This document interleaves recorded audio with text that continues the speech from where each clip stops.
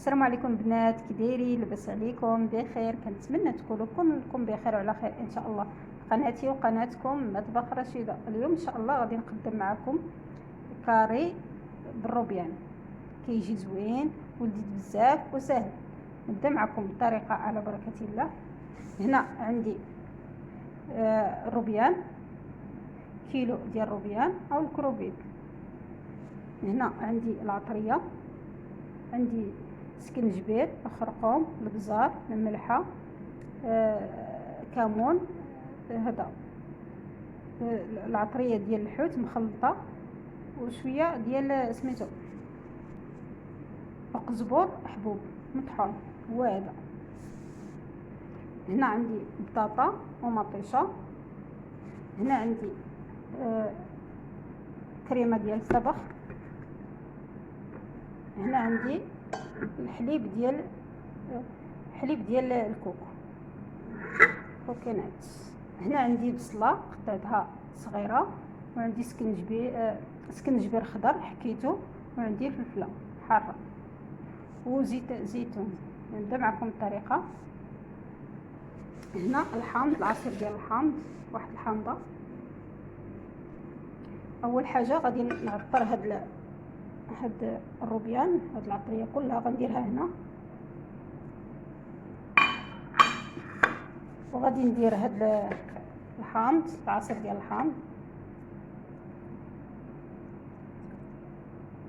شويه صافي. غادي نخلط كلشي،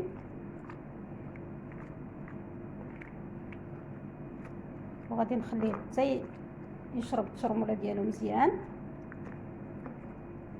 ونرجع معكم. هنا غندير البصله مزيان مع السكنجبير خضر والفلفله حاره. اللي كيبغي الفلفله حاره يديرها، اللي ما كيبغيها ما يديرهاش. غادي نخليه مزيان تتبدا ليا هذه البصله، ونرجع معكم. هنا البنات درت واحد شويه ديال الزبده باش غادي نقلي هاد الكروفيت.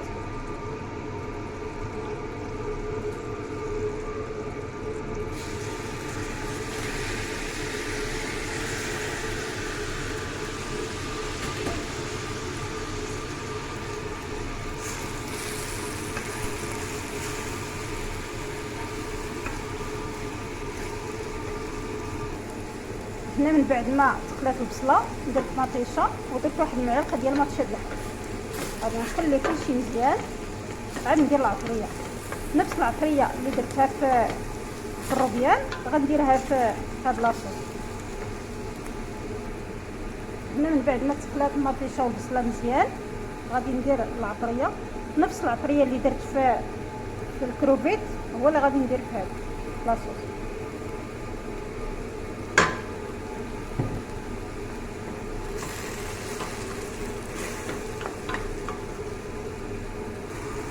هنا الكروفيت من بعد ما خليته في الزبده ندير عليه الثلاثه، وغادي نطفي عليه دابا.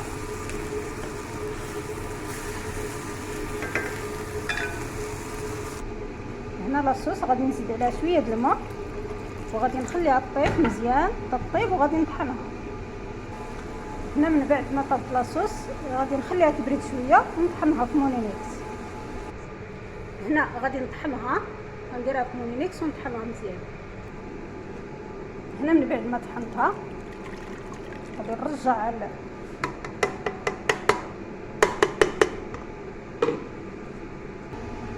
هنا من بعد ما بدات كتغلي غادي ندير فيها البطاطا. هنا البطاطا تقدروا تقلوها، الا غديروها مقليه ديروها مقليه عاد ديروها. هنا غادي نخليها حتى طيب، عاد ندير عليها الكروفيت او الروبيان. هنا هذا الروبيان هذا غادي نرافقو مع الرز. هنا من بعد ما طاب ديال البطاطا شويه درت عليها واحد الطرش ديال الحامض الخضر. شوف هنا اللي كيبغي الثومه يدير الثومه، انا ما درتش الثومه. هنا غادي نكب عليها الكروفيت او الروبيان من بعد ما طابت البطاطا شويه.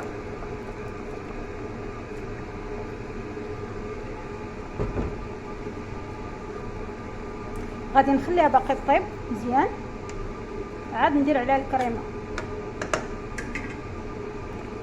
هنا زدت فيه شويه ديال القزبور مقطع صغير، غادي نخليه باقي طيب مزيان.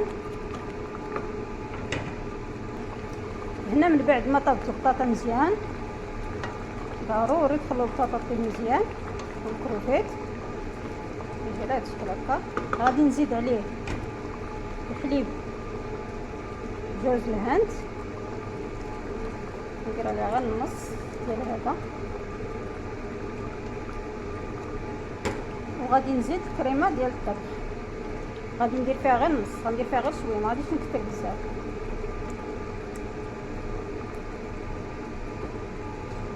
غادي نخليها طيب واحد 10 ديال الدقائق تقريبا، 10 ديال الدقائق، وغادي نحيدها كتجي.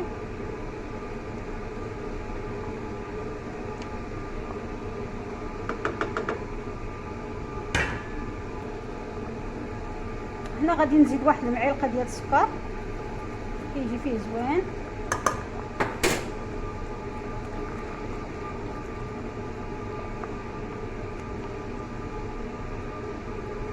غادي نخليه يطيب واحد 10 ديال الدقائق وغادي نطفي عليه.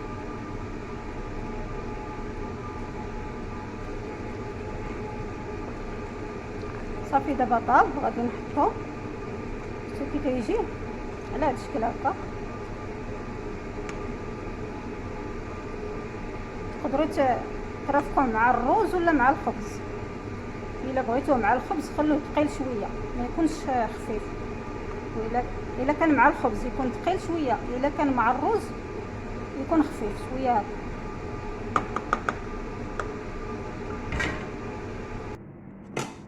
هنا صافي من بعد ما طاب غادي نحطو.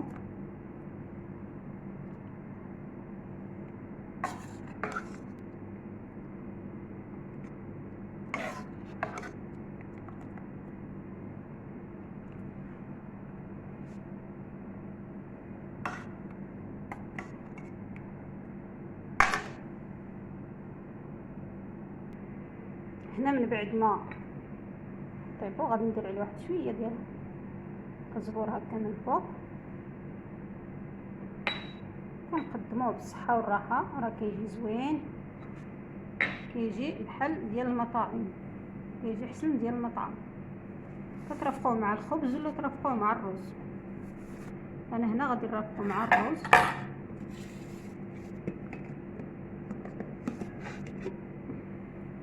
هنا نرافقو مع الرز كيجي زوين بالرز. يلا نتمنى الى عجبكم الفيديو ديال اليوم. ما تنساوش ديروا لايك، ديروا اشتراك، تشاركوا الفيديو مع الحباب ديالكم الاصدقاء ديالكم هكا باش نعطيكم المزيد والمزيد ان شاء الله. السلام عليكم.